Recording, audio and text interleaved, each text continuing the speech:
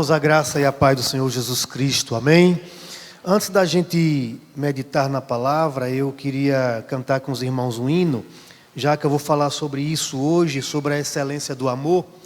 Já acertei ali com o presbítero Ademir, e eu queria que você abrisse seus salmos e hinos aí, no hino de número 433, hino de número 433, a excelência do amor. Nisto conhecerão todos que são os meus discípulos, se vos amardes uns aos outros. Hino 433.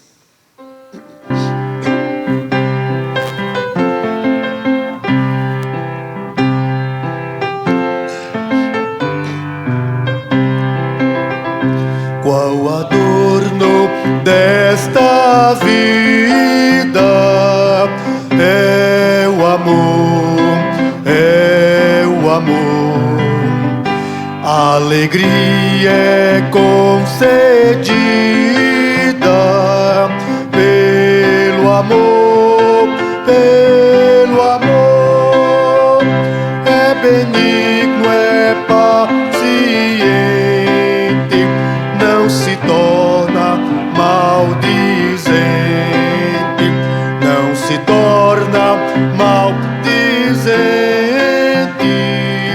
Este meu amor com suspeitas não se alcança. Vero amor, vero amor. Onde houver desconfiança, ai do amor, ai do amor, pois mostremos lealdade, muita vez a falsidade, muita vez a falsidade murcha e mata o amor, mesmo quando for custoso. Nutre amor, nutre amor. Ao irado e furioso, mostra amor, mostra amor. Não te des por insultado, mas responde com agrado, mas responde com agrado. Vence pelo amor, não te irrites, mas tolera com amor, com amor. Tudo sofre, tudo espera pelo amor.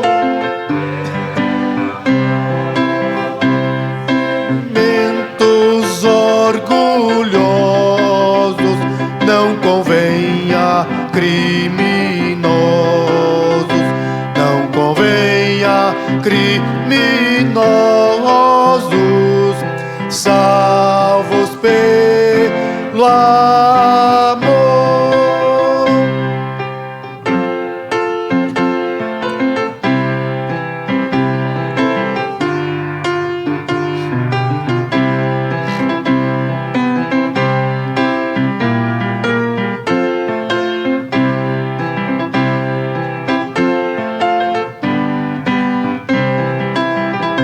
Ó cristão, ao teu vizinho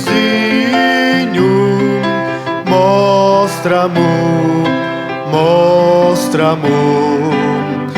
O valor não é mesquinho deste amor, deste amor. Cristo, Deus nos ama, Cristo para o céu nos chama, Cristo para o céu nos chama. Onde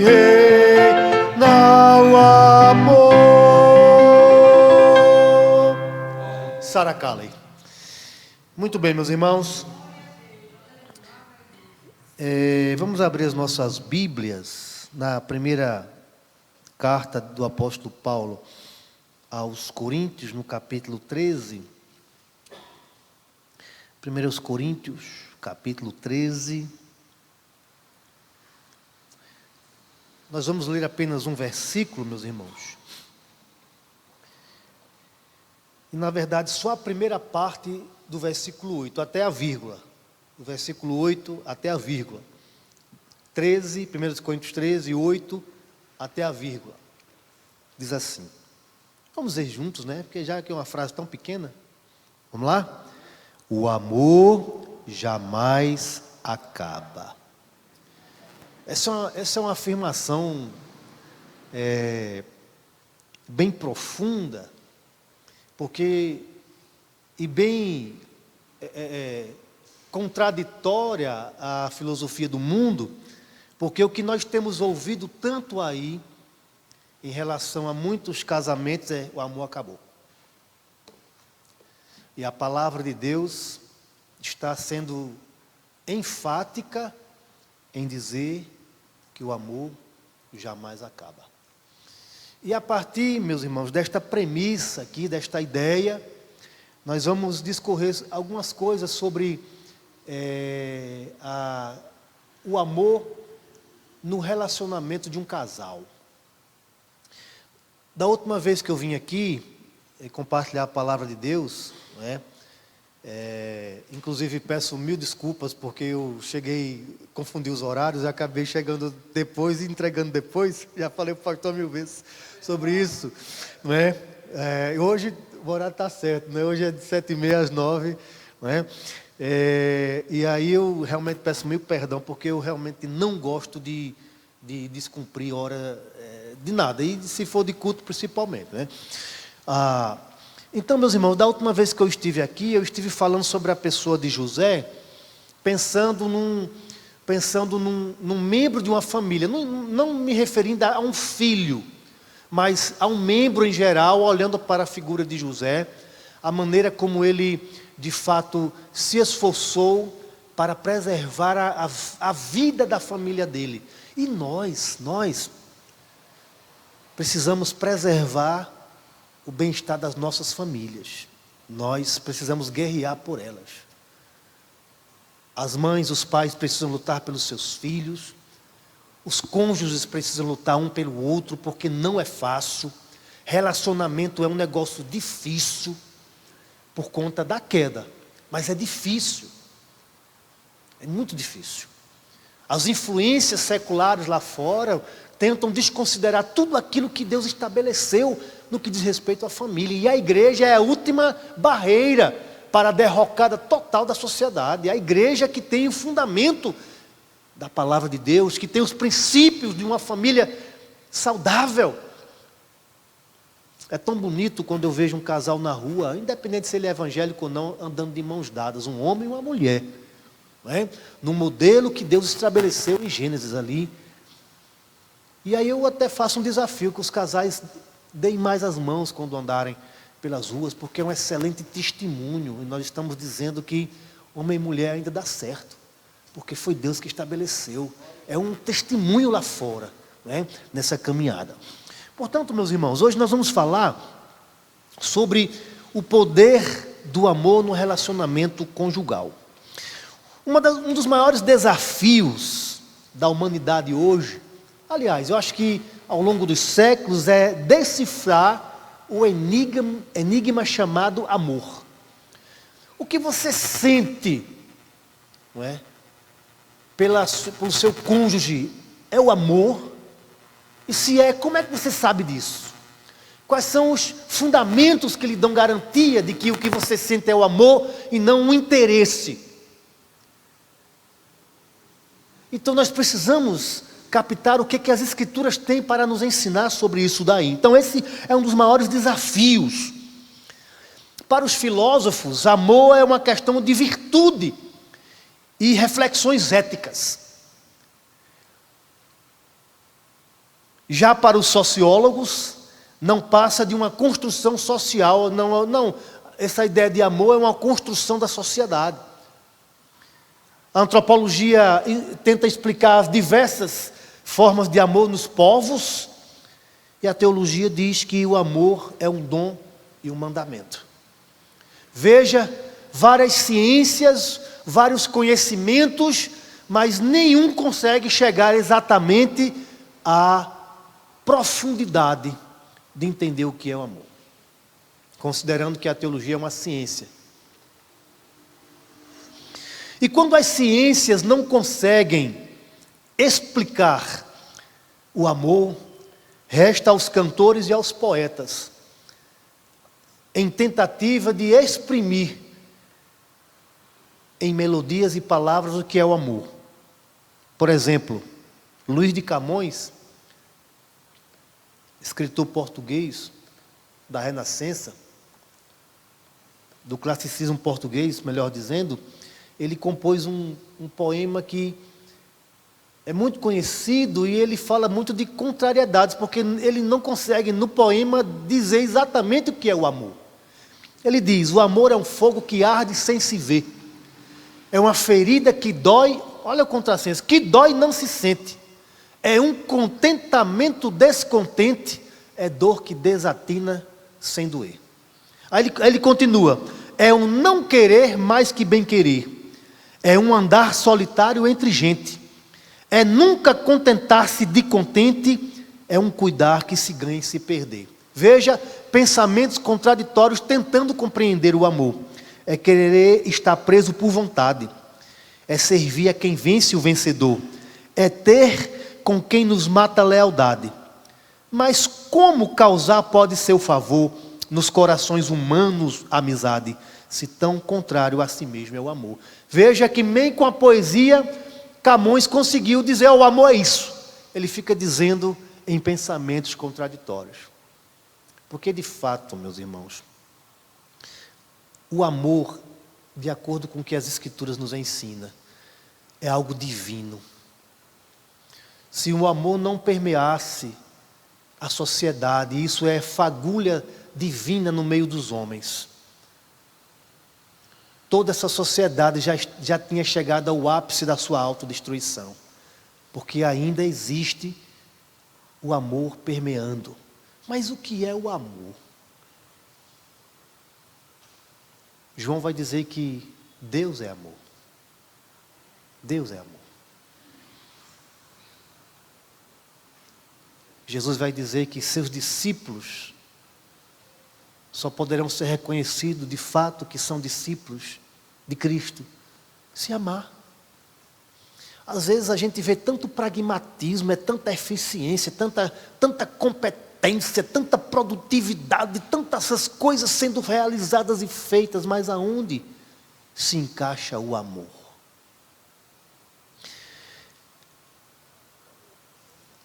E o amor é fundamental na vida de um casal, meus irmãos.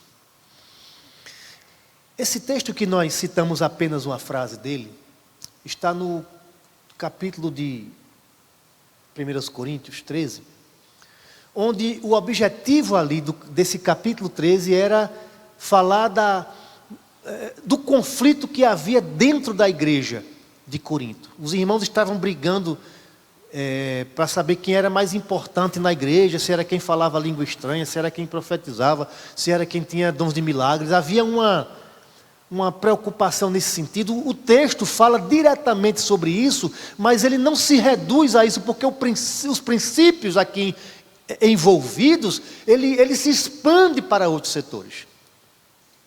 Não precisa só focar na questão eclesiástica, porque os princípios que tem aqui em 1 Coríntios 13, eles podem ser utilizados, por exemplo, na família, eles podem ser usados na sociedade, ele pode ser usado na igreja.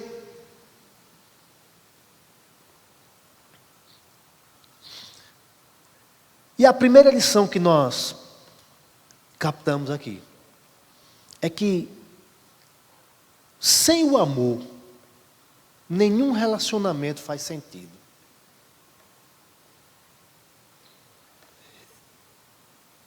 Às vezes a gente vê pessoas dizer assim que: rapaz, eu não amo meu marido, e a esposa diz, não amo meu esposo, não.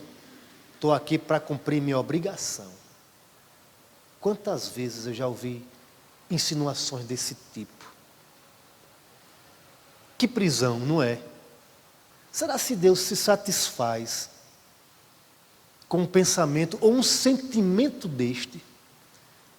É a mesma coisa que dizer assim, não, eu só tenho medo dos castigos de Deus. Será se Deus só está preocupado que você tenha medo dos castigos dele e ele não quer que você tenha um amor profundo por ele, ao ponto de querer ser santo e agradá-lo porque o ama?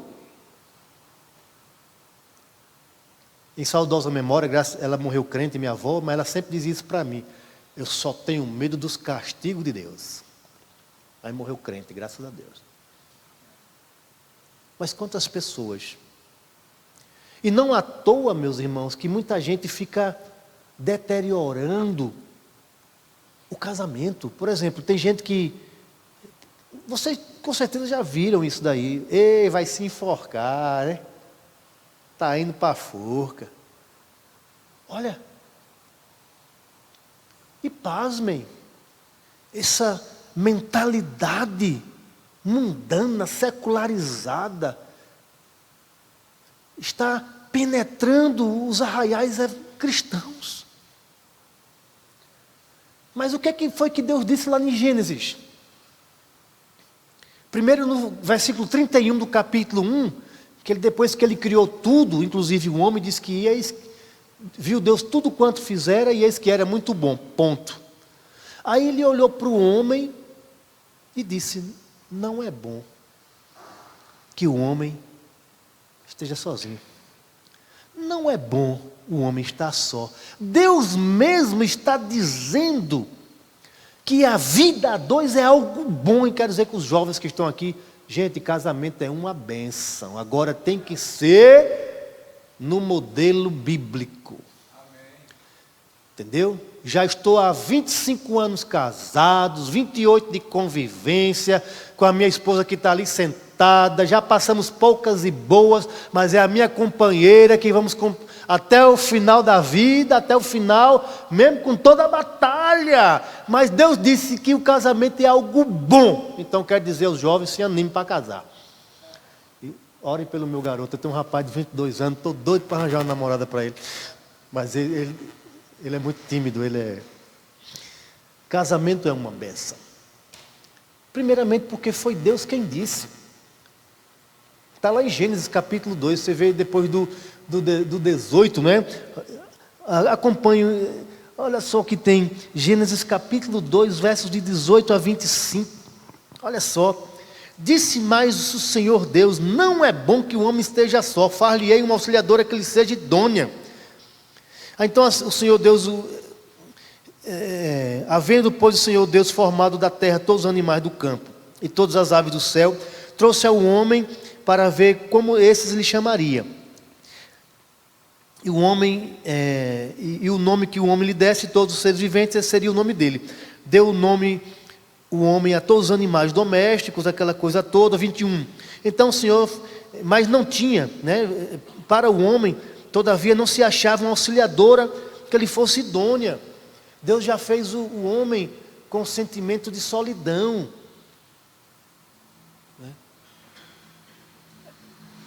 Você sabe por que Deus fez as famílias, os casais, as famílias?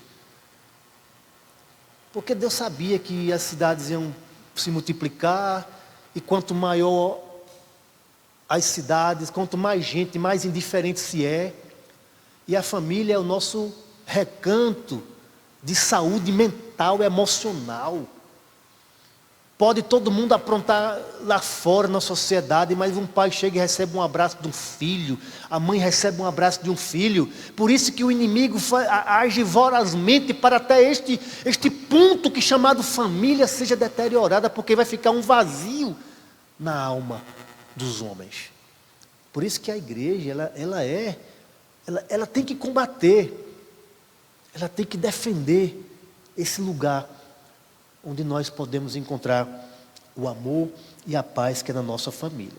Então, sem o amor, nenhum relacionamento faz sentido. Então Deus aqui fez a mulher E veja, antes da queda havia muita paixão, muito romance entre Adão e Eva.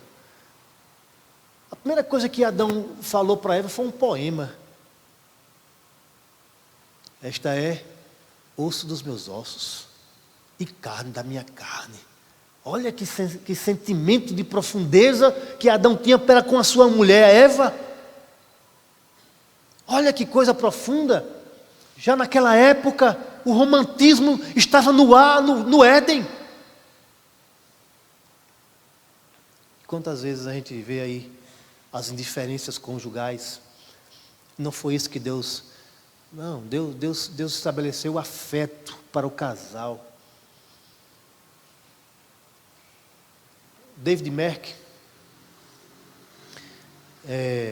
eu estou estudando com o círculo nosso do encontro, um livro dele, ele trabalha exatamente isso. Ele disse, que ele começa a introdução dizendo que passou 30 anos negligenciando o livro de Cantares,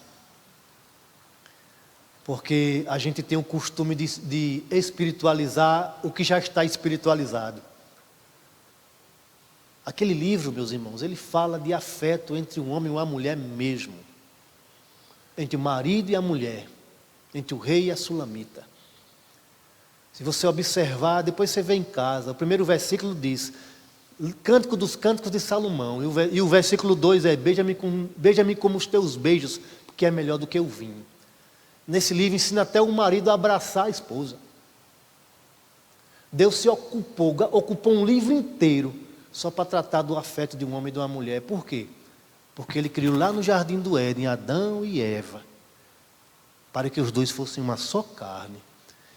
E aquela unidade deles fosse um testemunho para o mundo de que o amor existe no modelo que Deus estabeleceu, que Deus criou. Hebreus 13:4 vai dizer que honrado seja o matrimônio e o seu leito sem mácula. A palavra leito ali é coito, relacionamento conjugal, para que não haja imoralidade nem adultério. Casamentos bem-sucedidos, maridos e esposas bem realizados, ajudam a não pecar, não ficar susceptível ao pecado lá fora. Tudo foi planejado corretamente por Deus. Mas aí vem o quê? A queda da humanidade. Sem o amor, nenhum relacionamento faz sentido, meus irmãos. Considerando que uma vida matrimonial requer convivência a dois, e nenhuma convivência ocorre, ou melhor, e numa convivência ocorre muita troca de experiências pessoais e adaptações, e muitas vezes conflituosas, se não houver a presença do amor em todas as suas nuances, tornar-se-á uma relação precária, eu diria até impossível de prosseguir. Seria sustentada apenas por obrigações. Fazer por obrigação sem amor não é o ideal. É como servir a Deus por medo dos seus castigos e não por honrá-lo, como eu já frisei. Você sabia que para um casal ter uma relação de qualidade, um relacionamento de qualidade, necessita de todas as dimensões do amor? Eros, Philos, Storge, Ágape, e tem algumas outras aí que os gregos descobriram, não é? Cavaram. Ou seja, no início, na primavera de um relacionamento, onde tudo são flores, a menina é a mais linda, o rapaz é um gatão e tal, não há defeito, não há problema, não há nada, eu só quero lhe amar. Primavera, paixão, não vê muitas vezes nem os defeitos. Depois da primavera, a gente passa para o verão, período de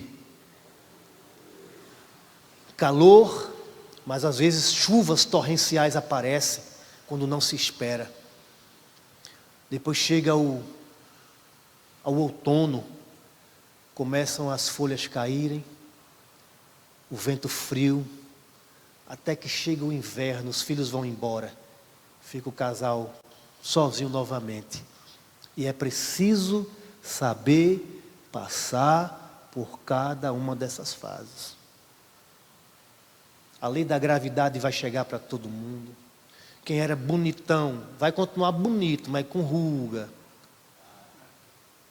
careca, cabelos brancos. Vai chegar e a gente tem que aprender a viver. E isso é para saber que nós não podemos passar a vida toda do jeito que iniciamos, não. Nós vamos chegar no inverno, vamos chegar. E quem é que vai sustentar isso?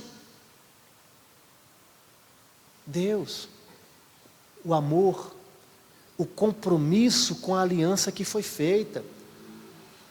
É isso que sustenta. Então, sem o amor, meus irmãos, fica sem sentido, né? Fica sem sentido. A primeira dimensão do amor, eros, tem grande importância inicial para aproximar os envolvidos. Normalmente, o homem, quando se apaixona pelo que vê imediatamente. Oh, que menina linda. Ninguém se apaixona por causa do diploma de doutorado que ela tem, não, meu gente. Não. Primeira coisa, primeiro contato é visual. Aí diz, quem é? Aí vem o desdobramento. Então essa questão foi Deus que estabeleceu. Geralmente a primeira motivação para uma aproximação é permeada pelo desejo e querer o outro. É de fato um momento mais primitivo, onde os instintos se entrelaçam. Por conta disso, não poucas igrejas e pastores optam por alegorizar. E dizem que o livro de Cantares se trata apenas da relação de Cristo e a igreja. Simbolicamente, sim. Mas não é só para isso. Mas será que o relacionamento conjugal criado por Deus, revelado nas Escrituras, não é santo e puro? Obviamente que sim, porque foi Deus quem criou. Foi Deus quem criou. Portanto, meus irmãos, precisamos ler o manual bíblico sobre todos esses assuntos aí. Temos a dimensão do philos, o companheirismo, a amizade, marcados pela confiança e o prazer pela presença. Quantos homens não cristãos vão aos bares, pescarias ou caçadas em busca de um bate-papo com amigos? Também as mulheres, e aí eu digo homens que não são crentes. Também as mulheres mantêm um ciclo de amizade porque querem rir e conversar, pois em casa não existe mais essa experiência de amizade conjugal. Qual foi a última vez que você deu boas gargalhadas com seu cônjuge? Rir juntos. Rir junto, sinal de parceria, de amizade, de estar juntos. A terceira dimensão é o estorger, é o cuidado instintivo da proteção familiar. E a quarta, o ágape. É fundamental, ele é altruísta, sacrificial, espiritual. Cuida sem exigir reciprocidade. Normalmente, uma mãe cuida de um filho sem querer reparação por isso. Mas tem pais que veem nos filhos um investimento para o futuro, infelizmente. O ágape está disposto ao perdão e à doação pessoal. Então, para que haja prosseguimento do relacionamento, tem que haver amor, e o amor em todas as suas fases precisa existir. Precisa existir. Segunda coisa, meus irmãos, quais são as características práticas do amor bíblico? Volte para 1 Coríntios capítulo 13.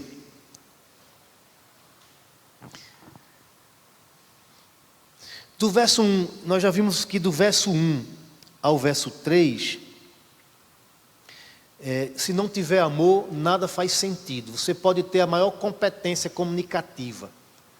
Não é? Paulo vai dizer assim, ainda que eu fale a língua dos homens ou dos anjos, ainda que eu tenha o dom de profetizar, se não tiver amor, não faz sentido. O amor não é algo de palavras, somente. Palavras faz parte.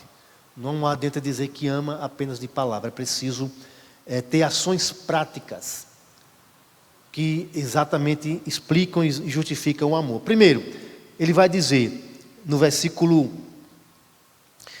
4, o amor é paciente. Capacidade de suportar. situações que facilmente conduzem à ira.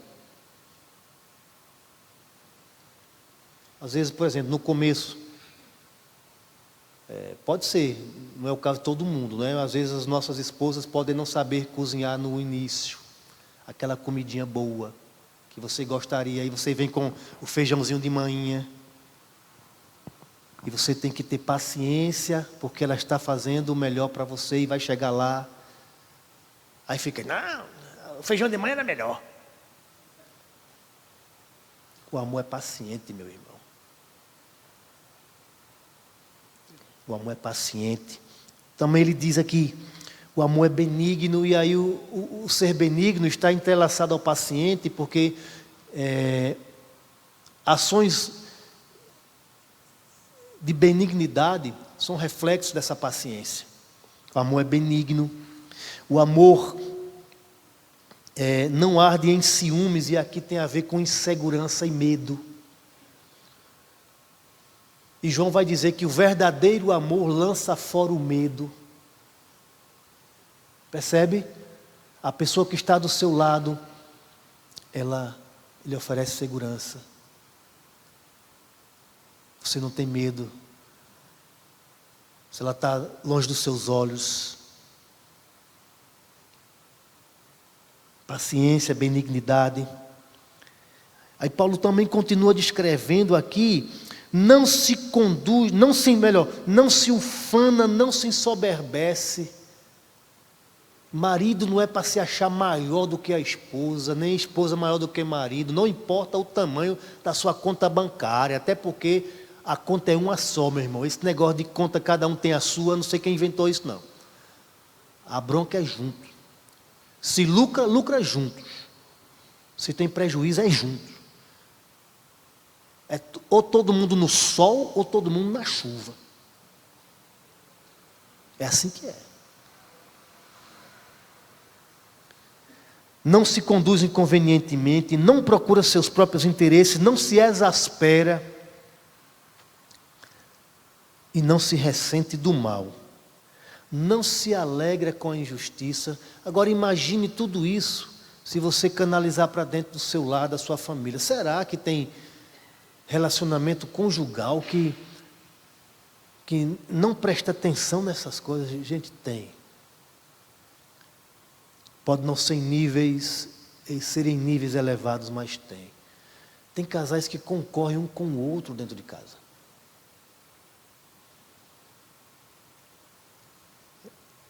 Isaac e Raquel e Rebeca, né? Raquel é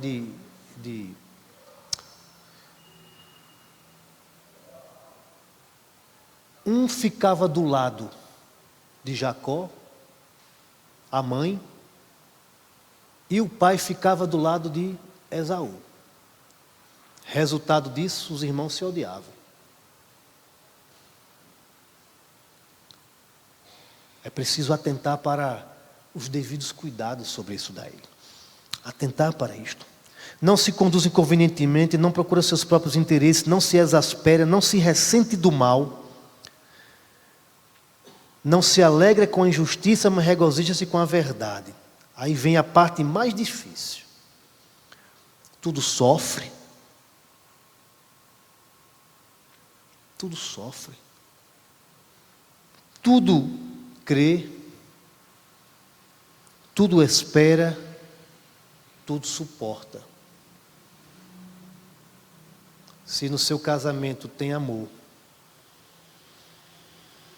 estes princípios precisam fazer parte do dia a dia. Senão ou vai cair na obrigação, vamos ficar aqui só para não dar mau testemunho na sociedade. Que muitas pessoas até vão nessa linha, como se Deus gostasse de qualquer tipo de hipocrisia. Deus não gosta. O que Deus quer é que a gente olhe para a palavra dele e diz, é isso aqui, ó. Tudo sofre, tudo crê, tudo espera, não se conduz inconvenientemente, não se ensoberbece, não se ufana, não busca seus próprios interesses. Isso faz o quê? Que o clima da família, clima gostoso, delicioso, o bom perfume do amor, se propague no meio do lar. Você tem contribuído para o clima da sua casa ficar gostoso, delicioso? Só com amor. Somente o amor é capaz de fazer isso. E não existe mágica. Aqui existe um esforço muito grande, inclusive passar por cima do nosso orgulho. Porque eu olho para a minha família e vejo nela o projeto de Deus que Deus deu para mim, deu para você, para nós cuidarmos, para nós estarmos juntos até o final. E por fim, meus irmãos, conforme eu li, o amor jamais acaba. A sua palavra nos diz peremptoriamente que o amor não tem fim. Então, o que é que isso nós estamos vendo na sociedade?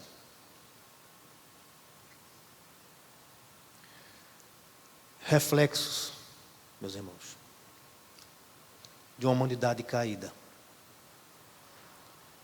De uma humanidade que sofre o que foi reverberado lá do Jardim do Éden.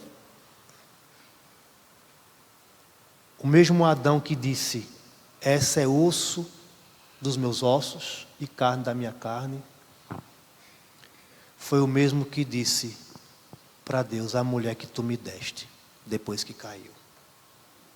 É uma luta que nós travamos. A esposa ou o esposo que Deus nos deu é uma bênção nas nossas vidas. Zelemos, cuidemos, porque uma família unida é um poderosíssimo testemunho para essa sociedade caída. E a esperança do mundo, guarde isso, como dizia minha avó, abra os ouvidos. A esperança do mundo em termos de família é olhar para nós, os cristãos que conhecem e amam a palavra de Deus. Que Deus aplique a sua palavra nos nossos corações, meus irmãos, em nome de Jesus.